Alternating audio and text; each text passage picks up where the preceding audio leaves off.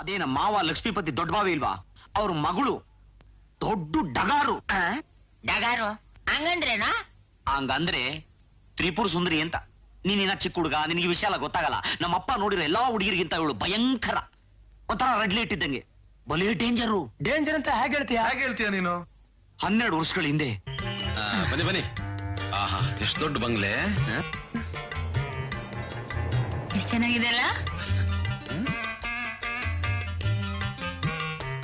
ಇದೇನಪ್ಪ ಇದು, full wheels ತರ ಫುಲ್ ಫ್ಯಾಮಿಲಿ ಬರ್ತಾವ್ರಲ್ಲ. ಓ ಏನಣ್ಣ, ಚೆನ್ನಾಗಿದೀಯಾ? ನನಗೇನು ಒಳ್ಳೆ ಫಾಲ್ಟ್ ಇದ್ದಂಗಿಲ್ವಾ?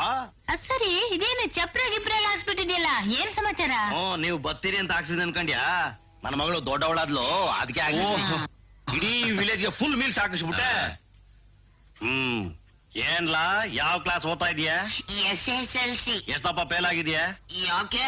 ಮತ್ ನನ್ನ ಸ್ವಲ್ಪ ಮೀಸ ಬಿಟ್ಟಿದ್ಯಾ? ಅವನು ಚಿಕ್ಕ ವಯಸ್ಸಲ್ಲೇ ಶುರು ಮಾಡ್ಕೊಂಡ್ಬಿಟ್ಟಿದ್ದ ಏನ್ನ ಶೇವಿಂಗ್ ಮಾಡ್ಕೊಳ್ಳೋದು, ಅದಕ್ಕೆ ಅಷ್ಟೊಂದು ಬೆಳೆದಿದೆ. ಹಂಗೇಳು ಮತ್ತೆ. ನಾನೆಲ್ಲ ಚಿಕ್ಕ ವಯಸ್ಸಲ್ಲೇ ಎಲ್ಲ ಶುರು ಮಾಡ್ಕೊಂಬಿಟ್ಟು ಅಂತ ತಿಳ್ಕೊಂಡ್ಬಿಟ್ಟಿದ್ದೆ.